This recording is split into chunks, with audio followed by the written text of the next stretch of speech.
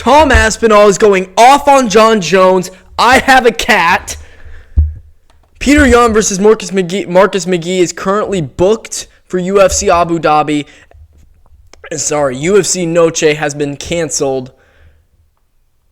The pay-per-view part has been canceled and moved to San Antonio. Now let me fix what's going on with my laptop and not act like I had to rush that recording so that I could keep the cat. Okay.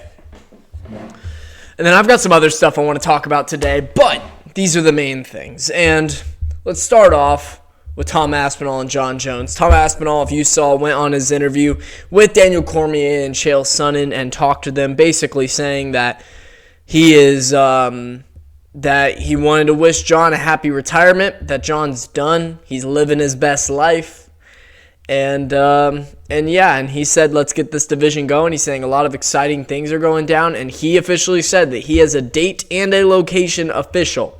Now, this could be one of two things. One could be he's trolling, and it's Jon Jones and MSG.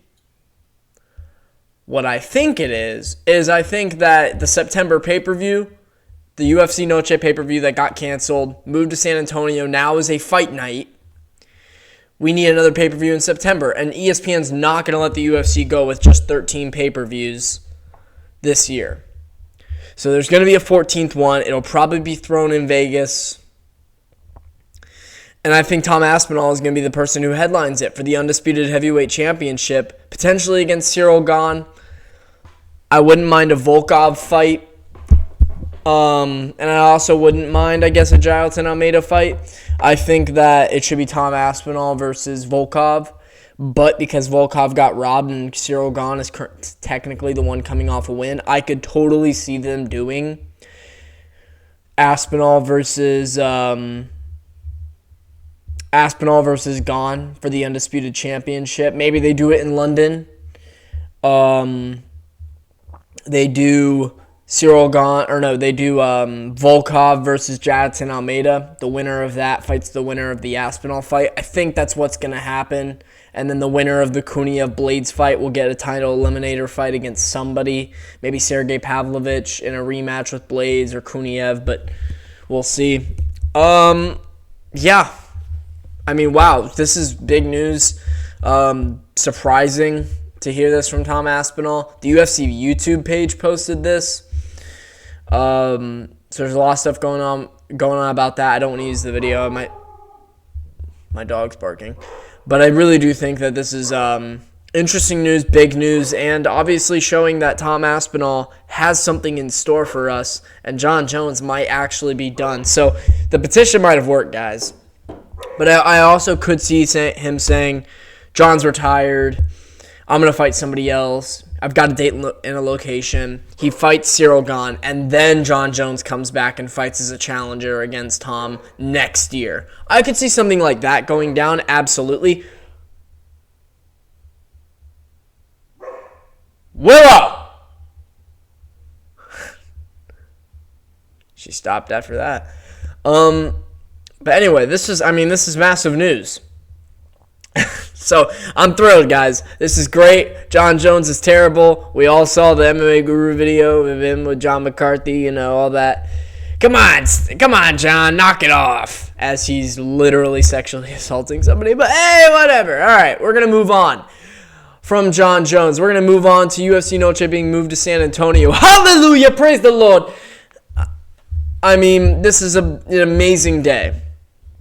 So now, UFC Noche is a fight night, and this could mean a lot of different things. So there's a lot of moving parts in the UFC right now. Originally, it was going to be Volk versus Yair.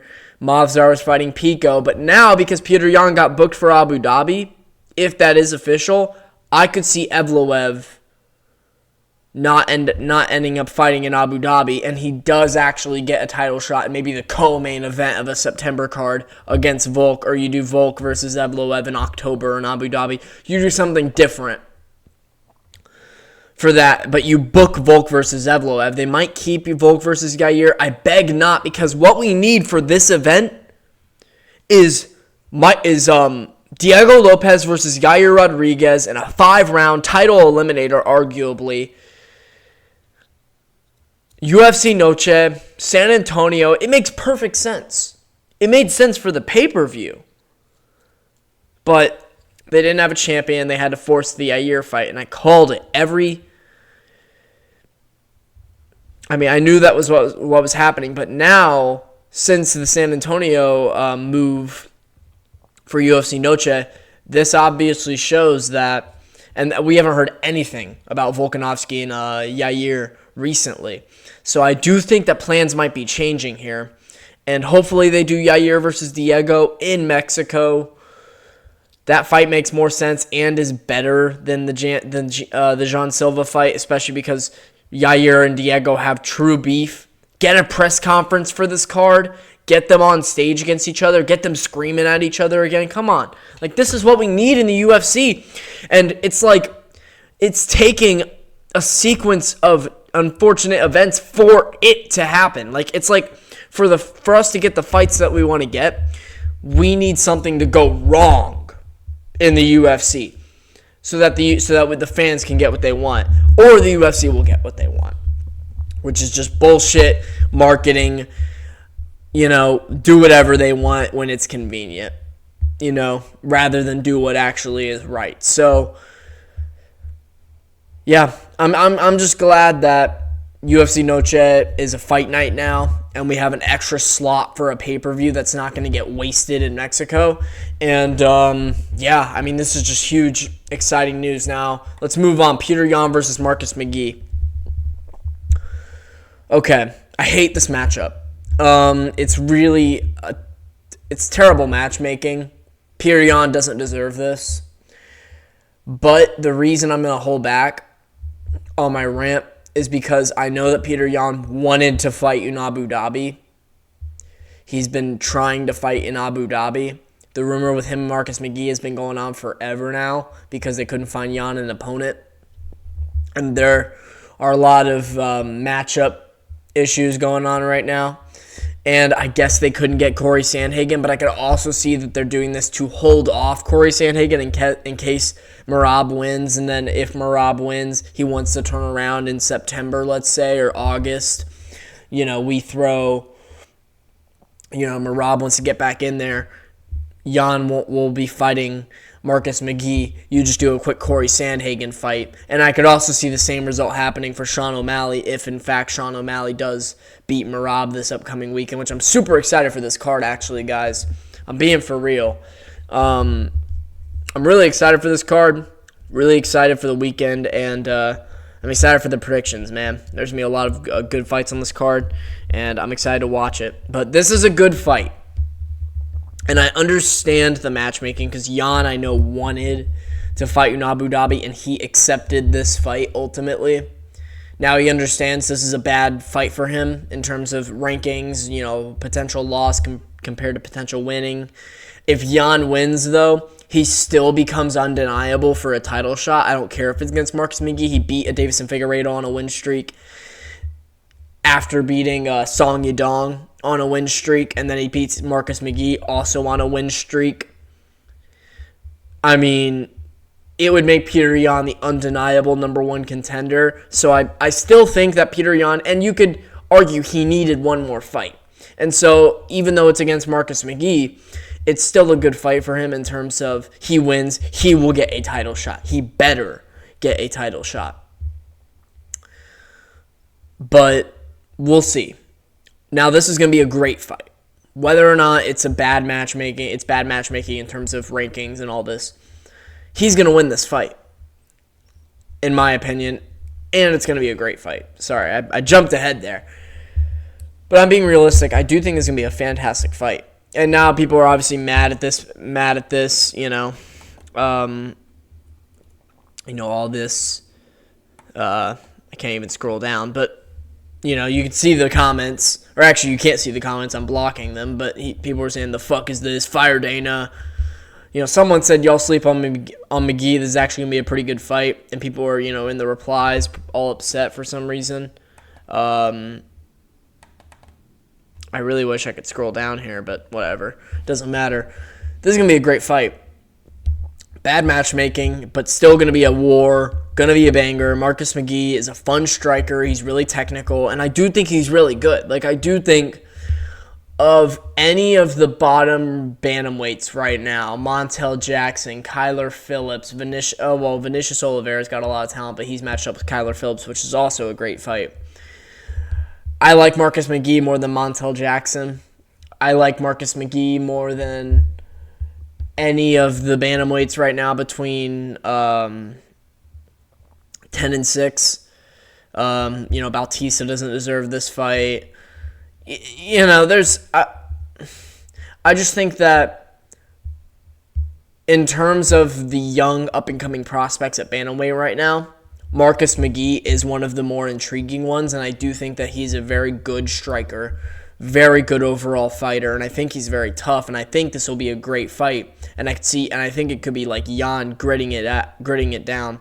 Now, what I am interested about is I think this is going to be a 3-rounder because Whitaker and DeRitter is the main event for this card. But this is booked on the card, as well as apparently Evloev versus Pico. Now, we'll see if that stays. Hopefully not. Because, honestly, if UFC Noche gets canceled and we get Volk versus Evloev, the featherweight division is saved. Because then you get Diego and Yair to go after each other. Ortega has to make a fucking decision. Jesus Christ, are you going up to 55 or not?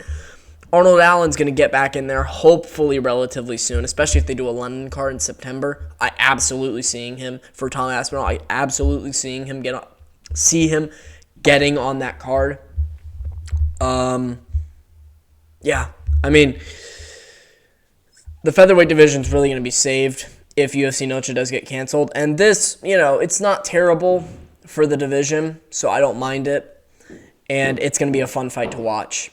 Now, 3 rounds makes it more likely it could go Marcus McGee's way, but I still do think that Peter Yan gets it done and gets the win. I think it'll be by decision. I think he'll just slightly outpoint Marcus McGee and show his experience in there, and hopefully he gets the win.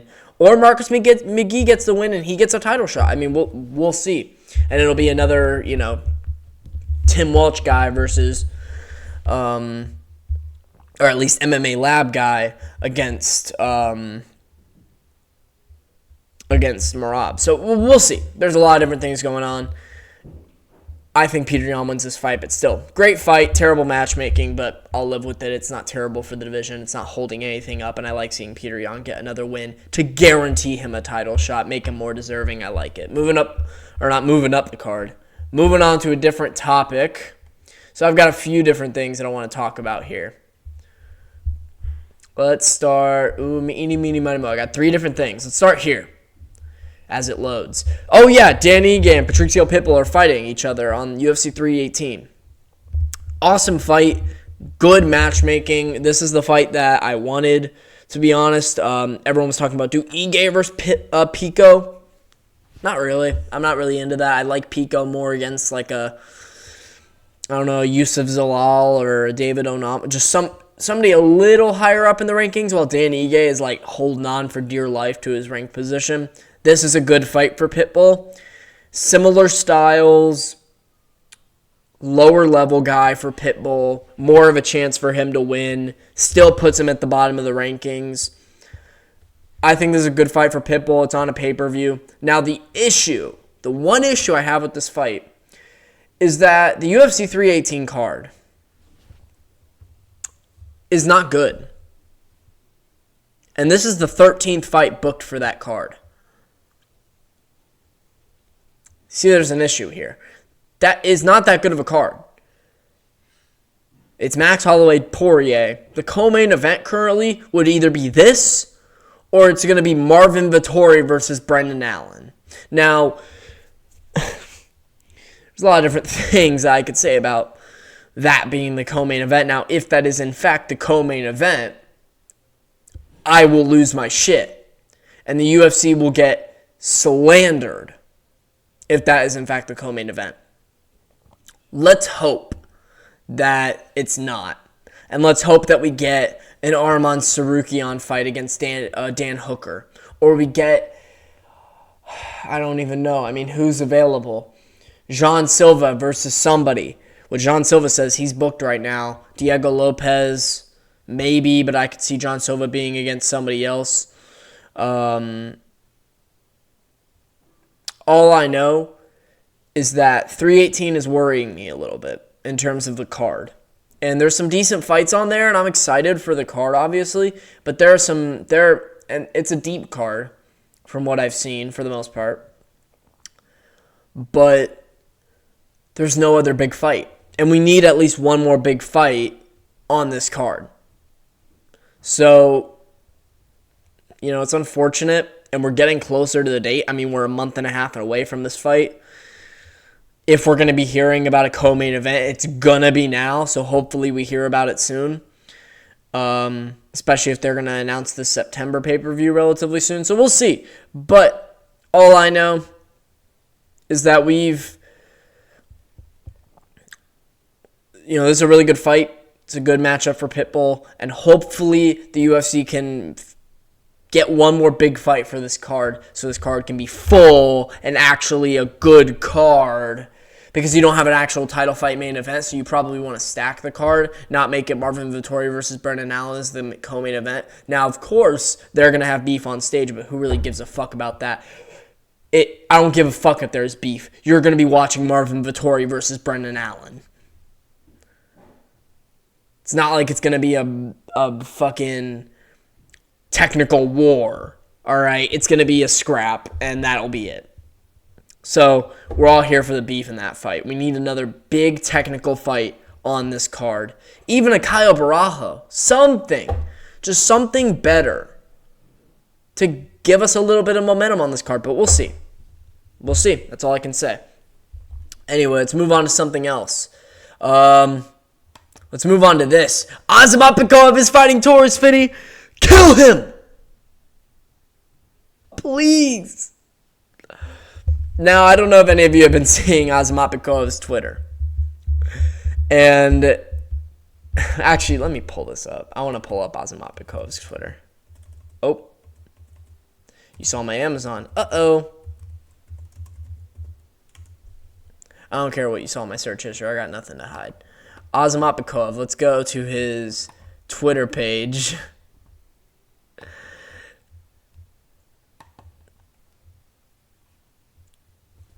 And let's go through. I just want to go through some of Ozamapikov's Twitter.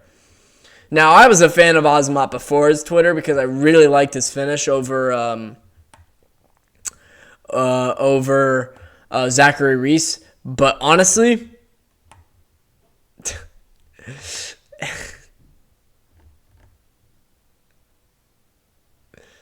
I think Ozamap's really funny. Can we get 1,000 followers for the person who will be number 1,000? I will do absolutely nothing, but I will have 1,000 followers. I want to find what I'm really looking for here is he's been calling out Torres Finny the whole time. He's had he's been calling out Torres Finny. He had a poll on his Twitter asking to fight Torres Finny, and at UFC, please tag me. Drinking Pinot Noir. Bro, this dude's an actual, I'm taking Torres Finny's school lunch.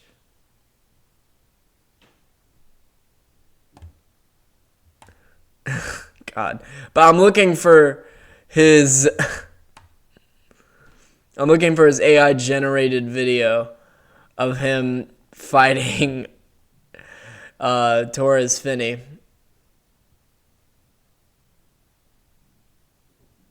It might take me a minute. Should have had this prep before the video, but too late now. We're scrolling. Anyway, it's good to... My opposition is looking for me.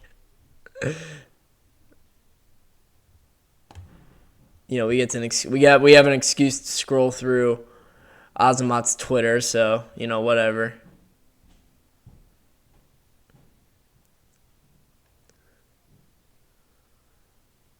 Started his training camp in May.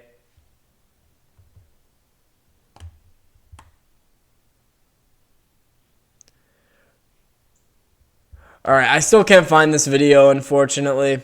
But whatever. Ozamap's great. He's popular. He's funny. And he knows what the fans want, man. He came into the UFC on short notice, absolutely destroyed Zachary Reese, and then knocked out God, who did he get his recent win over? It wasn't over anybody that crazy, but he got a really decent win. Another first round KO finish. God, why can't I remember who it was against? Ryan Loder, that's right, and the tough winner. I mean, that's a decent win to have because Ryan Loder didn't look bad in that fight, but Koev was just a beast, all right? And Torres Finney's very good, and I liked Torres Finney coming in. Now, if you saw my reaction to his fight, the Josh Emmett, Lerone Murphy card, if you want to go back to that video, you can watch my reaction where I'm completely raging at Torres Finney's fight. And now I'm not a fan, but I really like Ozamapicov, and I want him to kill Torres Finney live on pay-per-view, or not on pay-per-view. It's in the fucking Apex, because this is where we need Ozama. He gets 2 crowded arenas in a row. He's 2-0. Finally becoming a name in the UFC, and then you stick him in the fucking Apex. I mean, what are we doing? Ugh.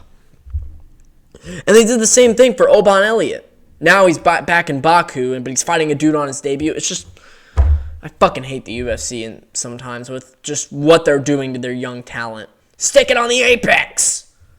This isn't what we need on the Apex. We need this on the Chicago card. 2 weeks before, man. Whatever. Anyway, I've got one more video to show.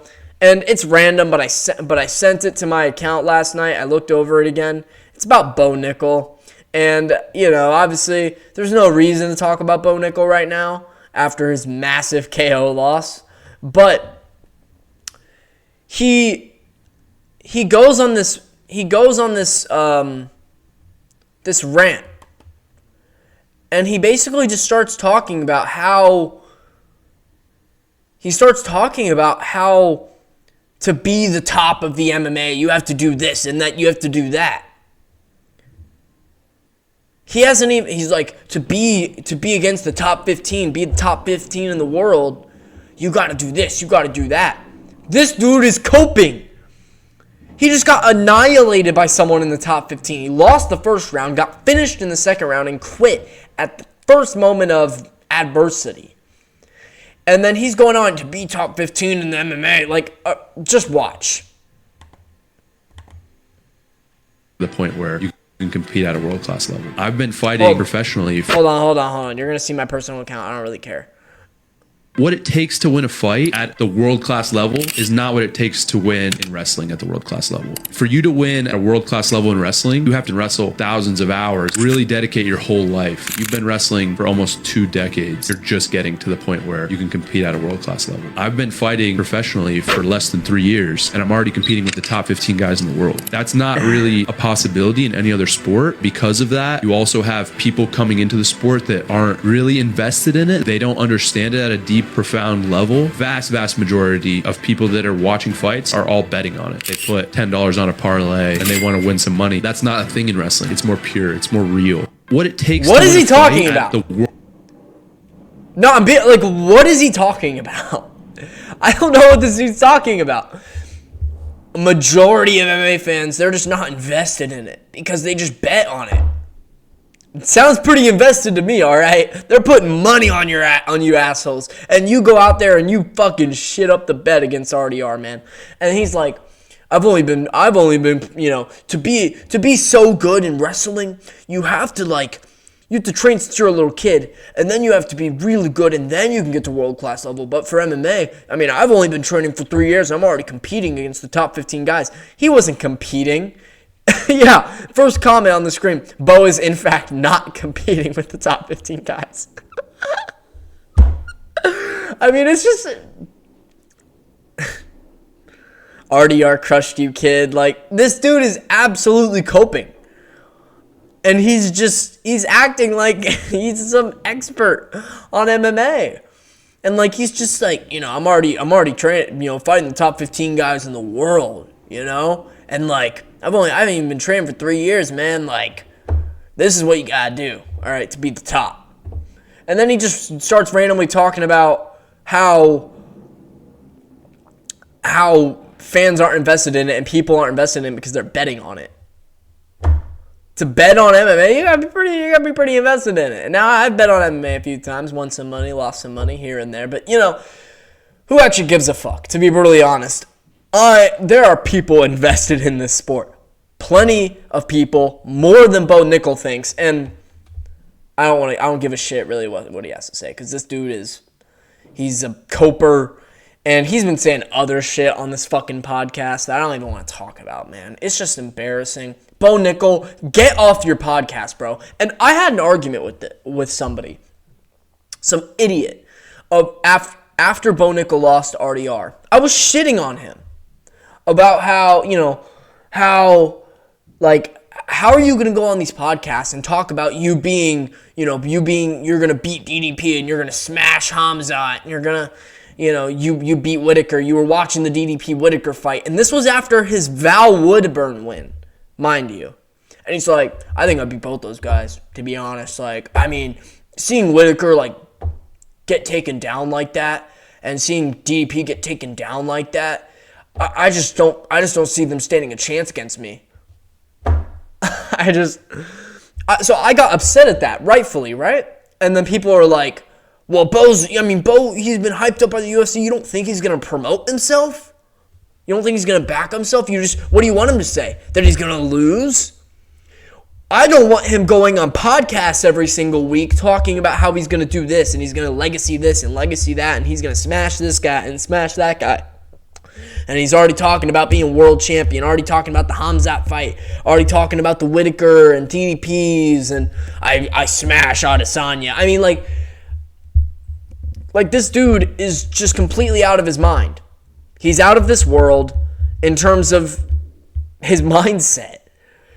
He's not out of this world in terms of talent. He's actually pretty average. And you know what? I thought this would humble him. I thought this would teach him things. And, he went on his podcast and he was like, I did learn a lot, doing this fight. I don't believe it. Because then he goes and talks like this the week after. Bo Nickal, get off the fucking internet, dude. Get off the internet. Seriously. Stop doing podcasts. Stop posting. Stop being this ignorant shit. Just go and fucking train, man. Go win fights.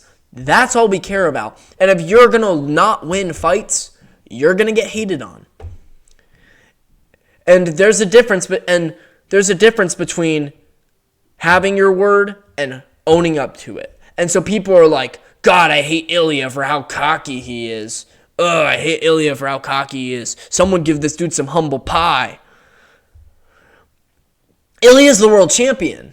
Bo Nickal wasn't even in the top 15, and everyone's like, Bo probably does compete with Hamzat. I think Hamzat, the only guy who can compete with him is Bo.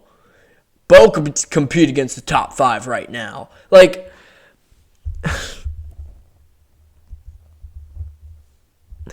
I really want people to understand this. I've been going on forever. I don't care if you're the number 1 wrestler in the world.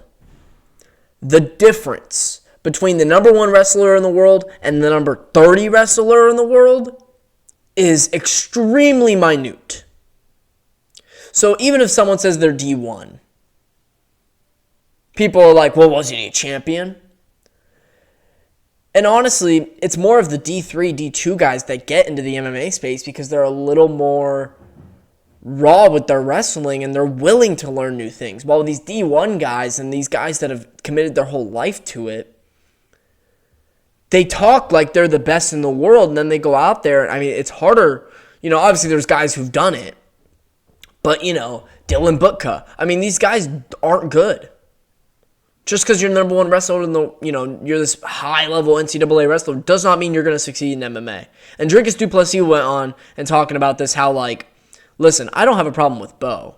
I have a problem with him saying, he was going to do this and he was going to do that. And he was talking bad about these guys who have done something that he hasn't even gotten remotely close to. That is my point. And people miss that. So hard, man. Bo Nickal, I'm so over this dude. I'm genuinely so over this dude. And he's not fighting Torres, Finny. If Bo Nickal fights, I don't know who he fights. If he fights Shara Bullet, he maybe gets that fight just because of the grappling. But honestly, I think Shara Bullet might beat him. Bo Nickal doesn't have a really good win on his resume. He has an average win against Paul Craig, and that's his best win. His best win is Paul Craig. I don't understand. I don't understand. But, whatever. I've been talking for too long, and I wasn't supposed to talk about Bo Nickal today, but I did because he's an idiot. So, yeah, that's it for me. I'm done. I'll see you guys in my predictions video at some point this week. Probably Thursday I'll upload it. And we'll talk about the 316 card.